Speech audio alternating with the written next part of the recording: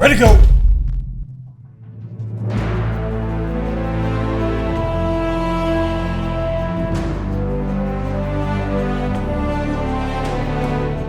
The U.S. against Australia was fantastic. This whole trip was something pretty special to us.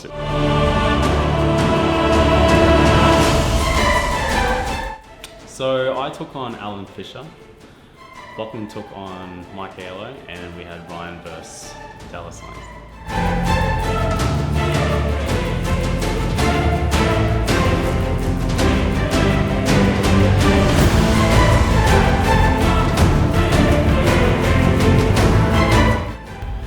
We knew we were going to be in for a big fight.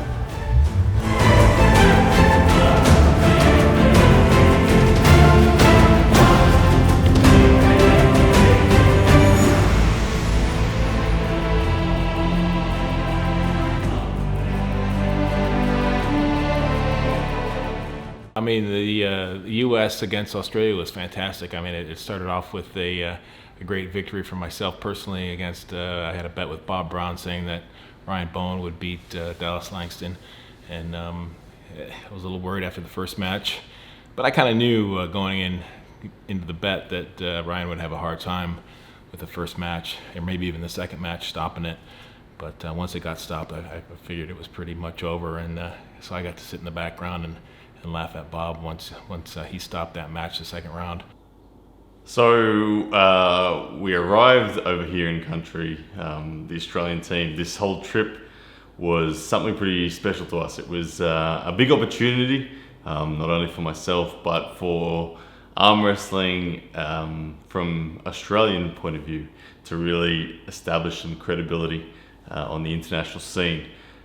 Previously, there hasn't been a lot of Australians who have really had that opportunity, and I think a lot of the opinions from North American arm wrestlers in particular was that Australian arm wrestling was still pretty much in its infancy, and that we didn't have anyone at that higher professional level, certainly not the elite level. So it was an opportunity, this trip, to change that and to show that Australian arm wrestling's there. Ladies and gentlemen, this is one of the biggest hype matches we've had on social media in a long time. At the table against Dallas Langston, make some noise for Australia's Ryan Blue Bowen!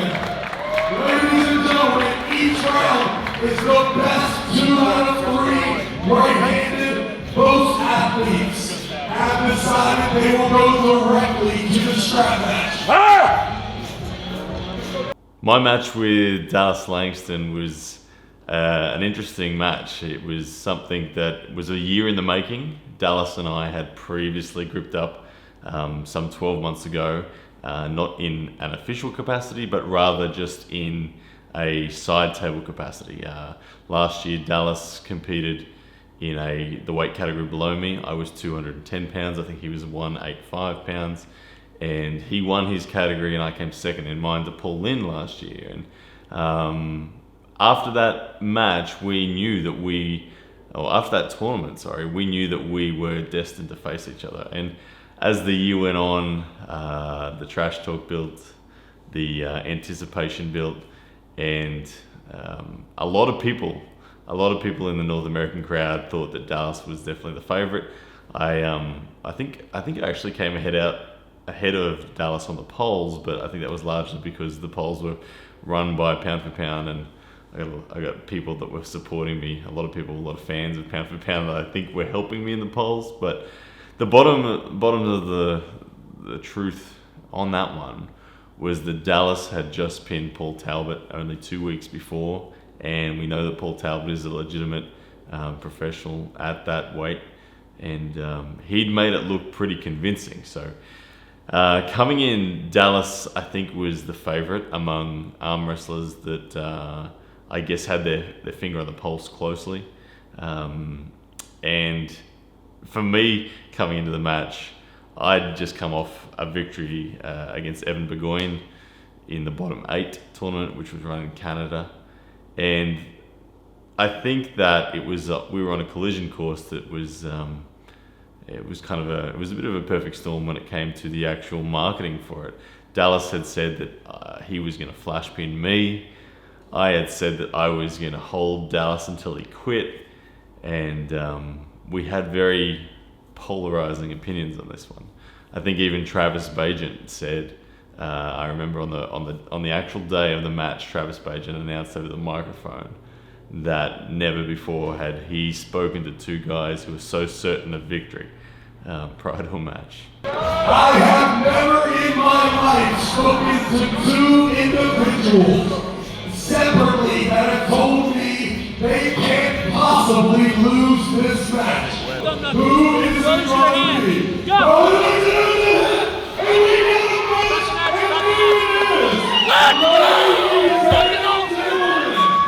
Round one, the strategy was to actually go into what I call my hidden hook. And hand-wise, I got exactly what I needed.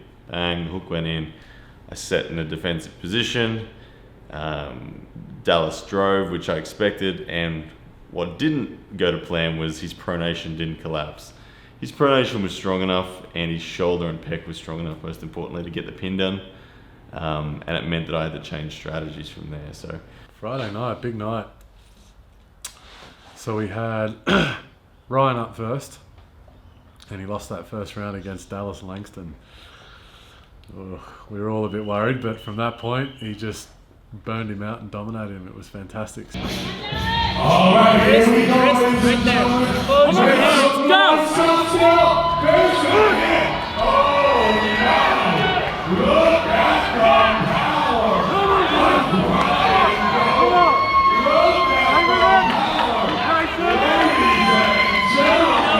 Ladies and gentlemen, look at the power. I had two really firm strategies and then a third strategy if I had been down 2-0. But the second of my two firmer strategies was to dominate height and use my pronation in a more of an offensive sense from the go, and then take control from there. So round two went exactly like that. I set high, and as the ready go happened, I felt Dallas collapsing underneath. That for me, once my pronation was set, allowed me to get my shoulder a little deeper, and that's when the games came out a bit. I'd made this call prior to the match that I was going to make Dallas pin himself, which is kind of a Devin Larratt thing, and I do model myself on Devin in the way I pull quite a bit. And I'd said that a lot in the build-up, that I was going to make Dallas pin himself. And so when I got all of that control, there was actually a moment where I well and truly actually could have pinned Dallas. It was very much there. The pin was there. I'd negated enough of his strengths to be able to finish the match. But instead of that, I actually looked over at Dallas and looked him in the eye and asked him if he was going to pin himself. And he said not a chance. So I waited there, and I thought, well, I'm going to give him the chance to pin himself, and he wouldn't do it.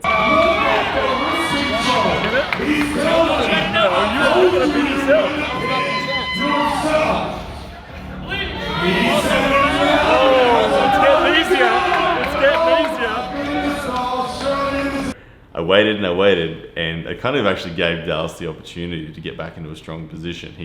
He got his shoulder right behind and committed fully to a flop press, and credit to him, from that position, he brought me back to center, and I had to really work hard on my back pressure again to protect that. And but fortunately, I'd gained enough position already that a couple of regrips, and I was able to get that match with a press. But I think that after that second round, Dallas was well and truly beat up. Ladies and gentlemen, he's in charge, and here comes Langston. Don't give up, kid. You got it. Easy. Turn it down. Box. Make some noise, Langston. He's Langston in now. We got a match here, ladies and gentlemen. Who's in there? His hand had really been blown open, and because of his stubbornness, and he didn't want that prophecy to come true, he fought on and kind of exhausted his hand. So it meant that rounds 3 and 4 were actually a fair bit easier for me because his hand was gone. I actually kind of expected Dallas to, in round 4, to not go to straps and try something different. But when he went to straps, I was pretty comfortable knowing what was going to happen again. So, because yeah, I felt good in the straps once I found that position. It was good. Close your hands. Done. 2-0, 2-1. Close your hands. Go. Once again, he's out there fighting it. Here comes the fight. You got it, bro. Let's go. Easy and now it's easy, kid, easy. He's definitely what's in there. It is. Ladies and gentlemen, the first round of the Australian National Wrestling League team competition. After 1 round, it is 1-0 for the Come on. So kind of went as expected, and then of course Grant pulled Alan Fisher, who is still a load at whatever he is, 85 or 90, whatever age he is. You know, Alan's so explosive still, even at his age. Big hand, strong, powerful hit. So Grant, I think, was just a little bit out of his league, a little bit out of his element. But I think it's a good experience for Grant. I mean, I think he had a good time. Yeah, I got my ass kicked. Yeah, Alan's a lot stronger than what I thought. He was a lot quicker than what I thought. Close your hands. Go! Close your thumb. Here we go. Close your thumbs, close your hands now. Close your hands.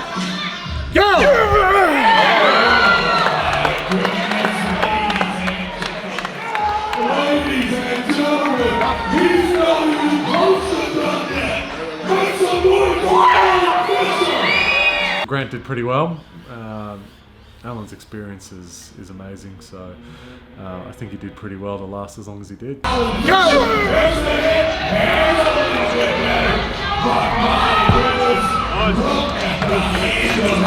Fisher, my goodness, what a man, what a man. Close your thumbs. Close your hands. Knee a little bit. Go! There it is, Alan Fisher trying to be in control. There it is. Ladies and Awesome. make some Yeah. noise for Alan Fisher.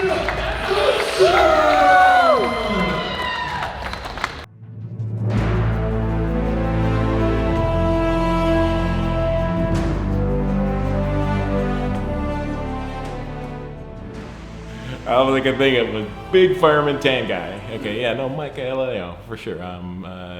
Close. I think it was a lot closer match than the audience got a chance to see. I mean, Mike is super tall, super powerful. I got a chance to pull him a little bit. Of course, he was all wore out during practice, but the next day. But I can just imagine what Lachlan was feeling and what he was up against. That big tall arm, and then knowing that he's not really going to topple you, but he's just going to try to crash down and hook you. Real difficult guy to pull with, I would imagine. But Lachlan held his own. I mean, he managed to kind of stop in the middle, and I think with a little bit of training, a little bit more confidence, he's going to be able to stop and possibly win that match. He just needs to stay a little bit closer to his arm and have a little bit more confidence. I mean, it's one thing to say that, yeah, no, I think I can do it, but when you step up against someone as big as Mike, yeah, things change a little bit when you see that strength and that size and that tall arm. But yeah, I think Lachlan will be excited if he's invited to come back next year. I know talking with him the next day, he was still full of confidence, like he was in the game.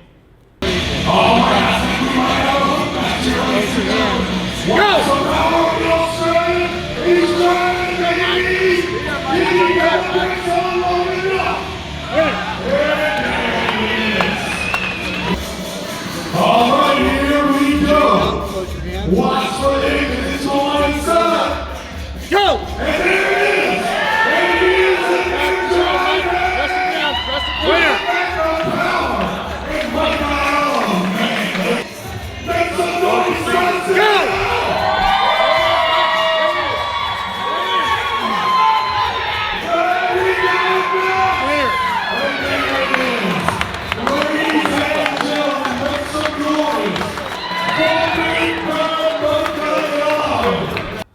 match with Mike.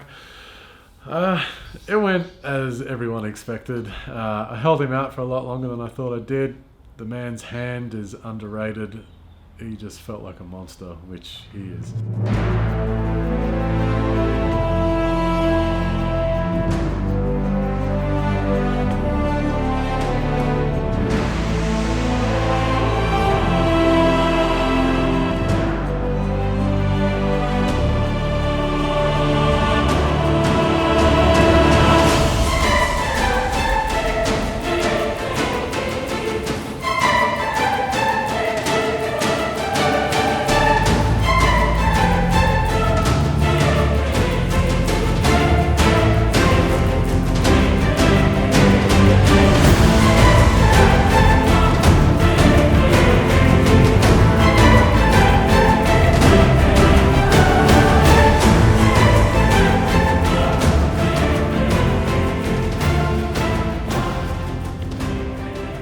Yeah, the tournament went great. I mean, the highlight of the whole tournament was Vlad from Latvia or Latvia. Okay, so Latvia. Young kid, surprisingly small hand. Kind of remind me of a young Arson. Extremely fast, extremely powerful forearm, and I mean, he stole the show. I mean, he pretty much cleaned the floor with everybody there, including Mike Ayello, and you know, the only one that probably stopped him or possibly stopped him was Travis that I saw, and so he's very, very, very impressive. Just goes to show what the Europeans can do in those lighter weight classes. They can really cause some damage with that speed and power. The standout performer was Vladislav from Latvia, who we all nicknamed Vlad the Destroyer. He entered every single weight category left and right. So he pulled the 176, the 210, and the super heavyweight division. And he looked amazing. He was clinically just destroying everybody. His hand control for someone at 176 pounds is amazing. He lost to Dan Moser in the 210 class. And I think he lost to Janis Amelins in the 176, but I think that was largely an agreement between the two of them as their teammates. And the only other people that beat him were Lachlan Adair on left and Travis Bagent on left.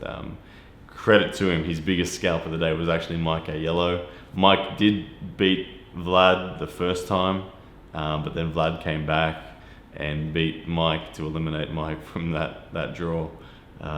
Which was very, very impressive. Go! Around!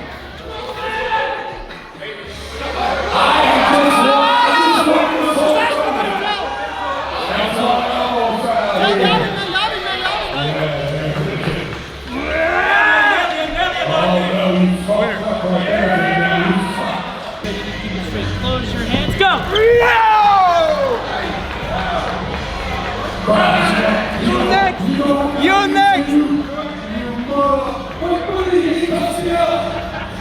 Thumbs down. Watch his thumb knuckle. Close your hands. Go! It's never good when he closes. All right, bring up the challenge right there. And Vladislav. And he pulled all three weight classes and he monstered just about everyone except for the people who podiumed in the super heavyweights. That guy's a pocket rocket. Saying all the Latvians, they're savage arm wrestlers.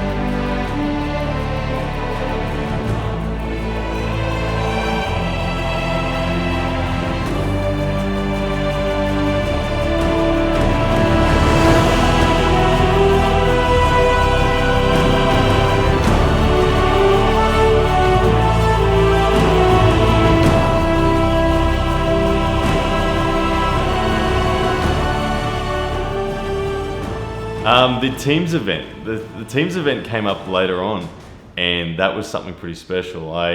As you know, I didn't compete in the tournament because I was wrestling my arm, but as the teams event came up right at the end, I got that itch to be back on the table, and despite my inner elbow being quite inflamed and sore, I decided that I was going to pull, and I scrambled together a team with Alan Fisher as my lightweight and Dave Depew as my super heavyweight, and we entered. And our first round match was against Travis Bagent's team, who was Travis Bagent, Dan Moser, and Luke Kent. So that was a pretty significant matchup to start with, but it was good. It was like, for me, Dan Moser was an opportunity. He'd beaten me 6 months earlier in an Arm Fights Unleashed match quite convincingly, and it was an opportunity that I was looking to get maybe 6 months from now. So instead, this opportunity came up in front of me where I got the chance to pull Dan Moser. And pulling Dan Moser wasn't something in my mind that I thought was likely to go my way. I thought Dan would be the favorite, but let's give it a go. Well, we got a chance to see Ryan Bowen pull Dan Moser in the team event the following day, and I think Ryan was a little hesitant to even pull the tournament because he pulled the previous day with Dallas Langston, and it was a tough match. So that's always really tough to do when you've got a little bit of a tweak in the tendons from pulling a hard match. But he decided to do it, and lo and behold, he got a win on Dan Moser, which really actually kind of surprises me because, when you get a little bit of the shine off and have to pull 2 days in a row, it's a big difference. But kudos for him to be able to have the guts and the bravery to step up and do it. And I think that'll be the end of Dan Moser from here on out, because once you beat somebody like that, I think you've definitely got the confidence to do it over and over again. Close your hands. Go!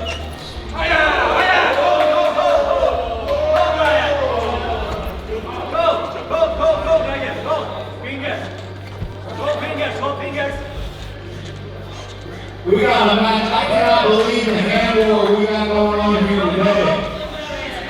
Wow.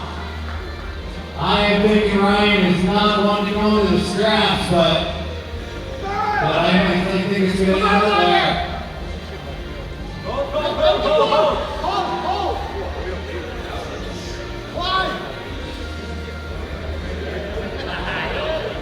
Come on, guys!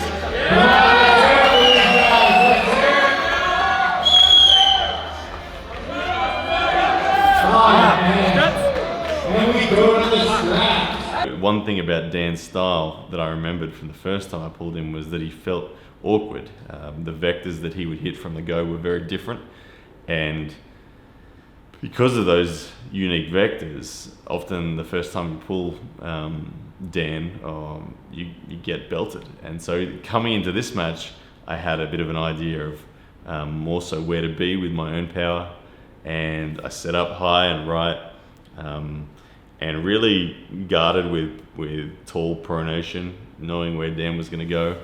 And sure enough, ready to go happens, and my hand didn't go down. In fact, Dan's hand went under mine, and as he tried to slip, I grabbed the man's fingers and thought, well, don't let go of these, here's an opportunity. So I'm grabbing fingers, Dan's trying to slip, I'm not letting go. I'm kind of taking away his room by leaning forward toward him and not giving him anywhere to go.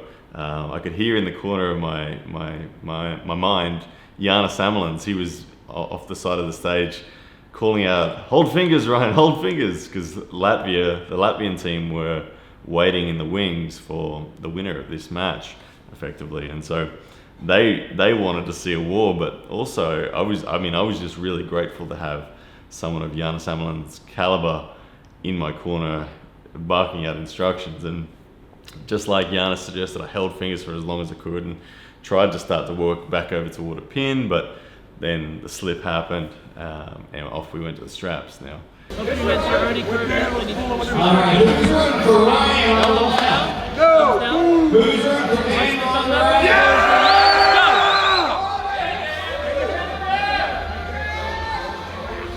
little surge. Watch your elbows, guys.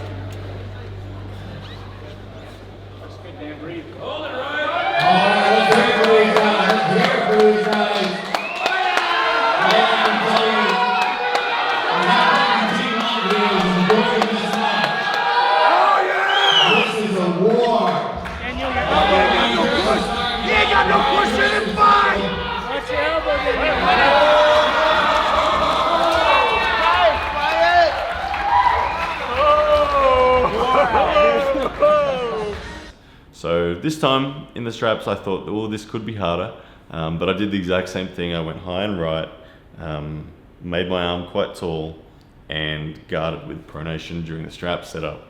And when we tighten that thing down, don't move, ready, go. My pronation survived. My hand didn't.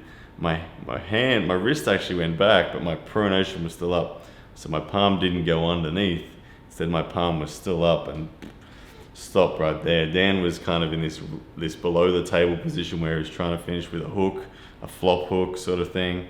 And I had to stop. And now I couldn't initially get out, but I could feel that Dan couldn't pin me. So I sat there and I just assessed the situation, and I could feel where Dan was starting to gas. And the side pressure training that I've been doing with Todd Hutchins really came through for this one. I feel like a lot of my side pressure's woken up neurologically in the last month, and I just started to put on a drive, a side pressure drive, and I could find the bicep of Dan without losing my hand. So chipping away, and all of a sudden Dan's now in a King's move and I'm in a press, and I could hear Travis Bagent, who was desperately wanting Dan to win because Travis wanted to pick up the team prize money, saying that I didn't have any push in me. Dan's in a full King's move and I commit to a press, and sure enough it goes straight down,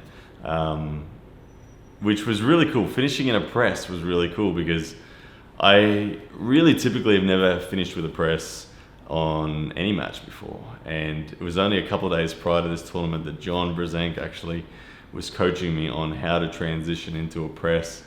And so those thoughts immediately came back into my mind, everything John had said, and he talked about just committing, that you really got to have the guts to just go. You can't kind of ease into a press, you just have to decide to put your shoulder behind and literally go. So I made that decision, I put my shoulder behind and I just went for it, and sure enough was able to make Dan stand up and get the pin. So round one was pretty cool. I was having a bit of a laugh. I didn't necessarily expect that win, so it was really nice to get that.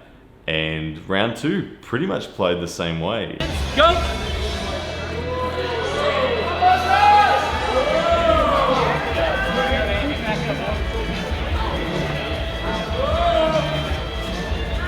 Easy killer, easy killer. Look at your hand, Daniel.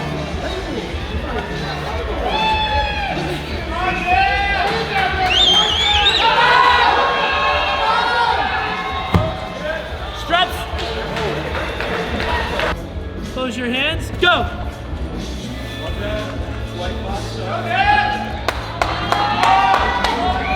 Come on, Dan! Let's hear it for these guys. This is the best match of the day. Two monsters going at it. Come on! One elbow fell on Dan. Danny, you got one elbow down. Keep pulling.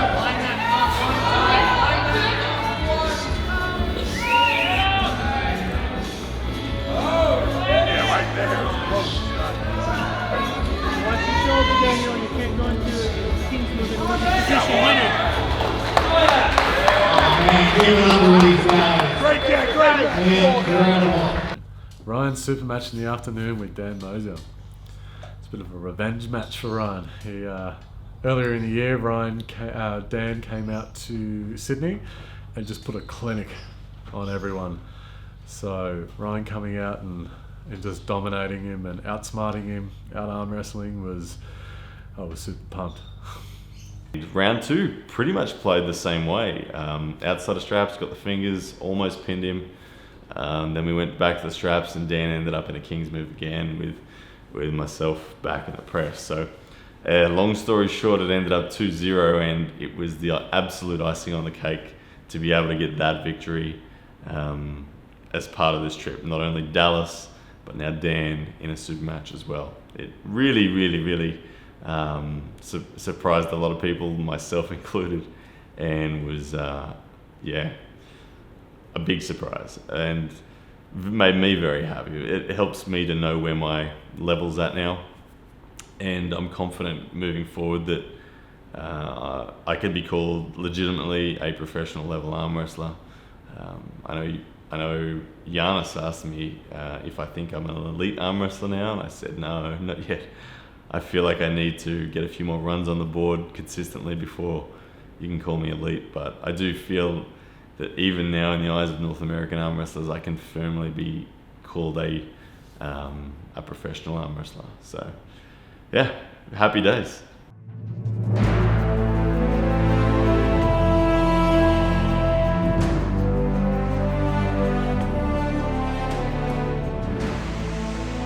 Yeah, so the next day, I mean, this is on day 3 now for a lot of the guys, including Ryan.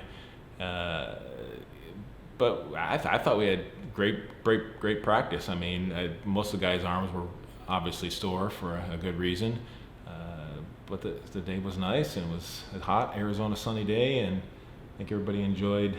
Get a few beers in people, I guess the hurt goes away a little bit. And I mean, even if you don't do really well in practice, I think practice is always great for future matches, so you can just kind of build your confidence and kind of feel the angles and know the people and feel comfortable around the arm wrestlers to be able to do something, something tricky or effective the next time you see them when there's a referee and the tournament's going on and for real. You never gripped up. I never gripped. I was just saying. I finally get to grip with John, and it's long arm. Very long. Yeah, arm. If I set up with him, I would not even try to top roll him. Long arm, I and would look say, at this, I gotta hook John. him. Look at this difference here. You got thick hand. That doesn't make me feel And so bad, you stand it up, but you just protect and then you drive. Yeah, down. right. Okay, easy. Go ahead, you do your move inside.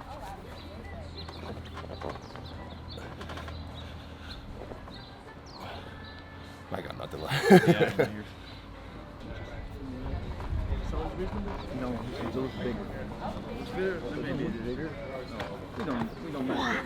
We measure the power. You don't have to. No. We measure the power we don't care about. Nah.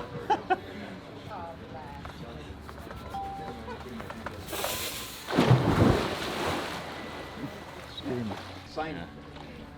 Can't grab even my thumb is distracted. And my shoulder's gonna pop when I go sideways because I know I'm gonna be stretched. The ice is in the bottom. Okay.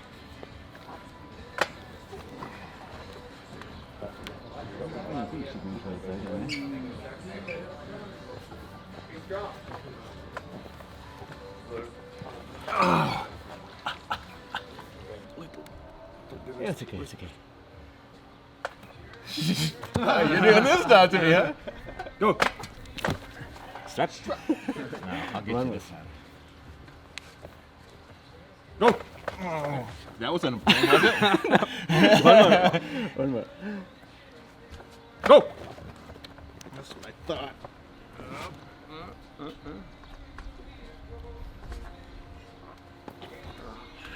What's that? No. Oh, there it stopped. Now we'll have a match. Easy there, sir. Yeah, you can't pull this guy slow. You got to jump out of the pool and just like smash him. Just let him breathe. Builds confidence. Oh, well, Travis, yeah, I know he showed up 3 hours late to practice, which wasn't a big deal if he would have jumped in and started practicing with us all, but no, he decided to sit in the pool and relax and watch us pull some more, and then was brave enough to step up and pull myself and Giannis after we had pulled for about a minute and a half. So yeah, no, I had to laugh. But both of Giannis and I got a good chuckle out of that. But yeah, no, but to us it was a sign of respect. He was a little too scared to actually pull us when we were somewhat fresh. That's what I'm going with anyway. There you go. Perfect. Are you kidding me? I'm telling you, dude. I took all the juice out of him. What the fuck is Give me a chance with What you. the fuck? Did I become the strongest man that ever lived in this whole world? Do something with that thing, Giannis. I don't care. No, Giannis. There was a keep the tremendous camera amount. on. Yeah, but Please, for the Latvian people, do something right now. Anything. I had a war with the greatest arm wrestler of I have no all pressure. time. You didn't have 2 minutes to rest. For for 2 minutes. I have You no saw an pressure. opportunity to jump Kill out. this thing, Giannis. I want to see if I'm the strongest man in the world or not.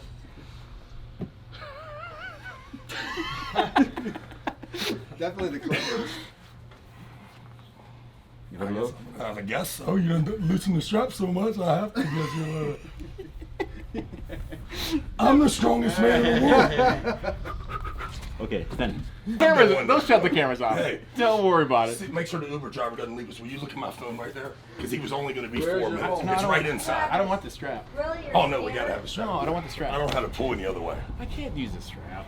I'll take care of everything. Giannis, don't even I will look. help you. Don't worry. Help. I'm on your side. I'm a professional. Not like this. Not at least give John a more Fighting fair chance. like this. Yeah. Otherwise, it's at least like this. Go ahead, fuck me, Giannis. It's okay. Yeah. I know you're like. I know you will never relinquish this video. 5 minutes? Make sure it's on the phone.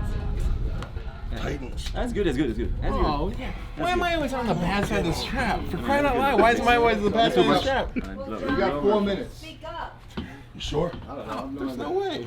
I just want to feel your arm strength. I have no arm I strength. don't want. I know I have you so don't. much hand. I know. Stupid You hand got my strength. whole thumb, right? Yeah, There's no chance. I have no chance. Put this shit right here. Flip around. There's no chance. I have no. I got 0. 0, 0, 0. Get it back. Yeah, go ahead and tighten it down a little more so it actually goes on the other side of my bone. Well, that's because of this weird WL strap that's so long. Oh my goodness, you got everything. I got nothing. I have 0. So Michael Tad, I wish. Come on. Maybe put some money up for Michael I Tad. don't like him. I know, Renee, I'm sorry. I should not be doing this in front of you. I apologize. I thought that. I'm gonna boot your ass out of my I know. Yeah, you are strong. oh, you elbow fouled. Blood. Keep your elbow on the pad. Done. I just felt that. Don't your ever elbow on pull the me in pad. the hook again, man. your I don't elbow on pull in the the pad. hook. Why are you hooking me like that?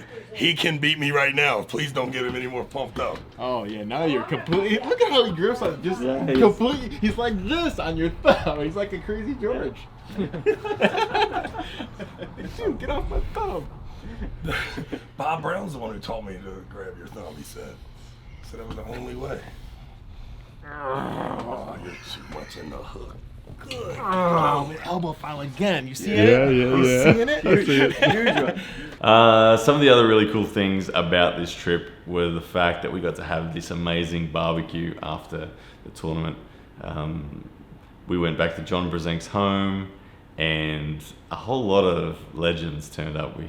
We had the Latvian team, we had Alan Fisher and his wife Caroline, we had Eric Wolf, there was Travis Bagent, there was a fantastic number of people who turned up, and we filmed the whole thing and we put that video out, and I think people really enjoyed seeing that. It was an hour-long video of just a bunch of people pulling, and look, I'll tell you right now that my impression of that is you actually get more value out of those training sessions than you do tournaments. Not only are they really enjoyable, but you get to feel a lot of different people's styles. You can ask questions. You can learn a lot more. Now, even though it's incredibly painful, because I've never grouped up with a more elite training group than that, without a doubt. I mean, John Brzenk was just obviously John's retired from the competitive side of arm wrestling, but that man is still so ridiculously strong. It's very clear that clear to understand why he was the greatest of all time. Still beating everyone there very comfortably, even big guys like Mike Ayello, who is immensely strong, just unable to do anything to John and Giannis Amelins, myself. Yeah, but Travis Bagent actually. Travis was someone who turned up late. He turned up 3 hours late to the barbecue and we were all trashed and proceeded to show us that he's the strongest man in the world. So in typical Travis style, but yeah, always entertaining. Some of the best experiences about this trip was going to Sedona and literally just hanging out with John and just swimming and pooling every day. Overall experience, it was amazing. It's going to stay with me for a long time, and hopefully I get another chance next year. But the experience was amazing. Staying at John's house, just the hospitality from John and his wife they're just so giving. It was amazing. So much beer.